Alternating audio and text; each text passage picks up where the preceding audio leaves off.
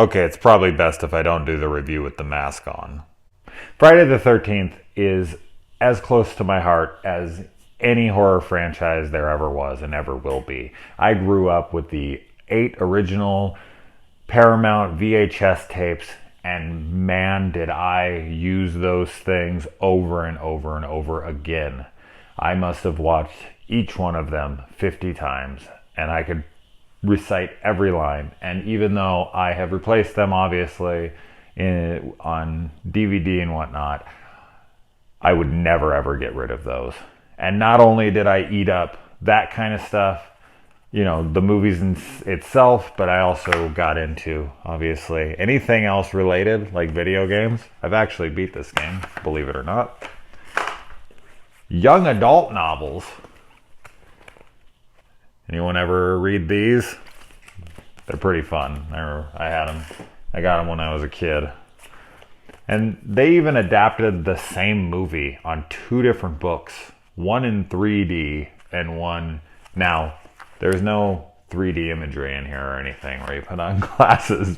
But it is by 2 completely different authors. And when you open them up, they're nothing alike. So I'd like to see the differences because they are based on the same movies. So that's interesting. I don't know any movie that has that. Then we have the television series, which had nothing to do with Jason Voorhees and was about these 2 cousins who inherited an antique shop from their uncle. And the antiques in which he sold were cursed, and they have to go and retrieve them. And every one of the episodes is about them going out and trying to find another cursed antiquity.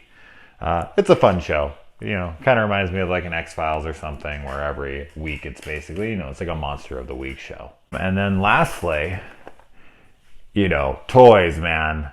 You got all sorts of shit like that up here. So, yeah, the Friday the 13th series is extremely close to my heart. So this is coming from a hardcore fan of this series.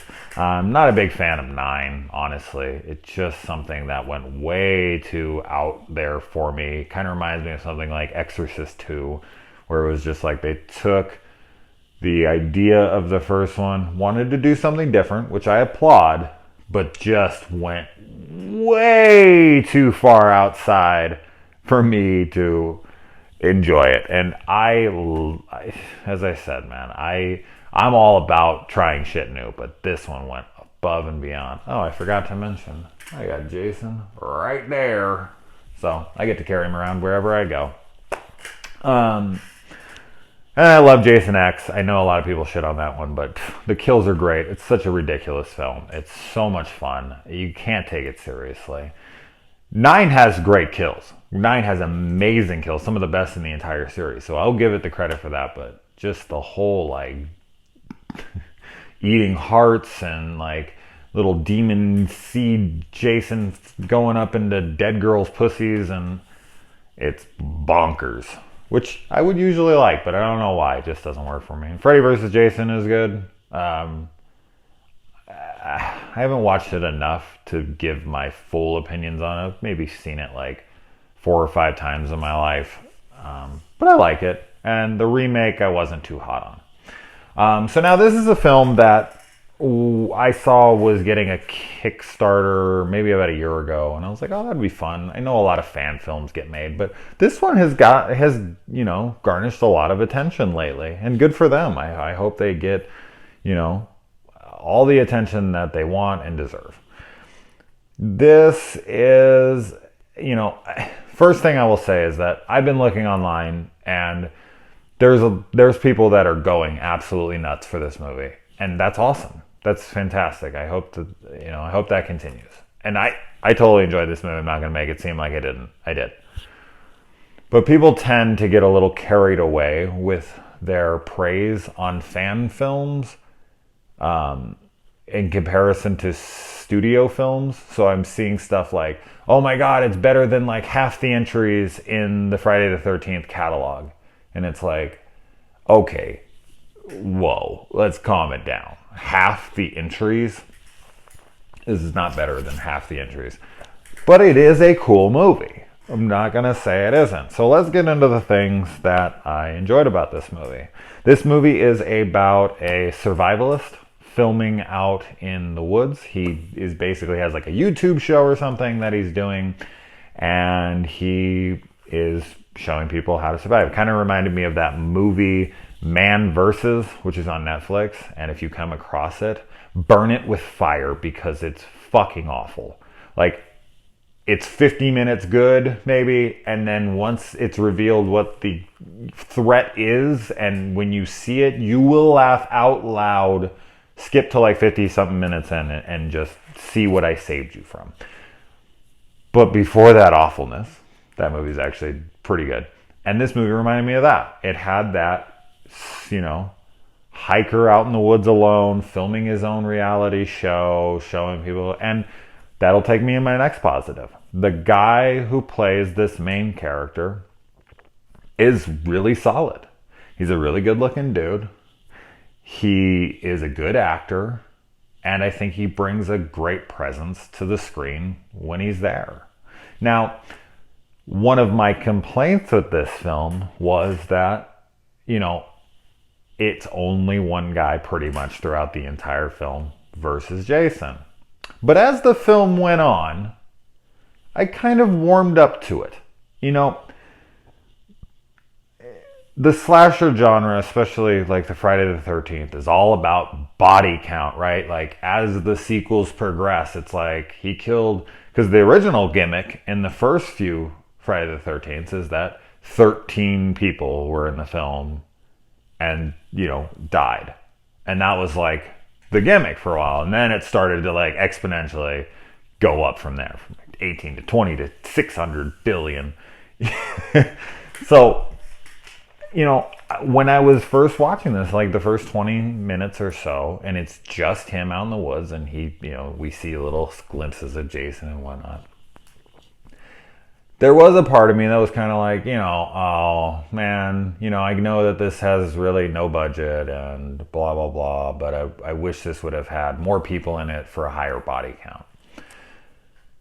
But as I said, I really did eventually start to get it and appreciate it, that it's more of a survivalist story and that it is set and he's pitted against Jason Voorhees.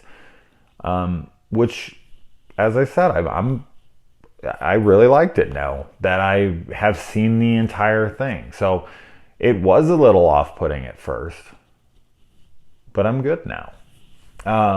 I like the music in this. There was some like rock guitar stuff, which I felt was a little out of place. It was during like running scenes and whatnot. I think that they could have used something a little different, more of a traditional score for those scenes, because the Friday the 13th series was always like that. And it just felt a little out of place to have like guitar. I mean, unless the rock guitarist chick from part 8 was playing, but I doubt that because she had a horrendous demise. And I really like the opening title card. It has Jason like right in the center of it, under the A, I think. I thought that looked really cool. And then Jason himself, which was, interestingly played by the director himself. Clearly a big enough fan that not only did he want to make the movie, but he wanted to be Jason Voorhees himself, which is, I get it. That's awesome. And he's obviously the character of why we keep coming back. Jason looked pretty good. I mean, I think you just get so used to like Kane Hodder because he's been in so many entries now that you have that hulking presence. But this guy gives off a little bit more of a Friday the 13th Part 3 Richard Brooker vibe, I would say, about that build.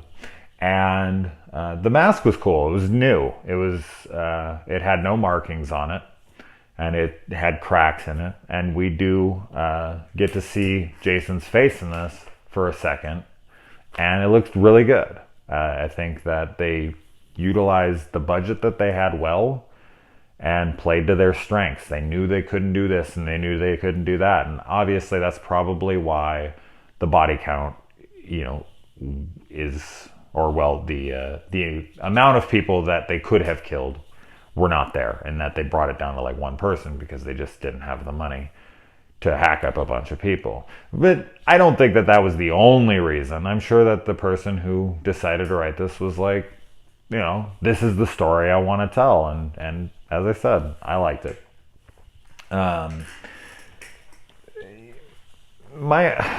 My only complaints, I already addressed one, and as I said, I warmed up to it later, and other things would just be nitpicky shit. And with a movie like this, with it being a fan film, it's, with a minuscule budget, what am I gonna say? Like, does it look like a feature film? No. But does that matter? No. I watch low budget shit all the time. So, yeah, I don't have, as I said, the little bit of music and those issues. But for the most part, I was pretty excited. The character's name was Cal, and he kept saying Cal out at the end of every one of his transmissions, and it kept sounding like Kal-El from Superman.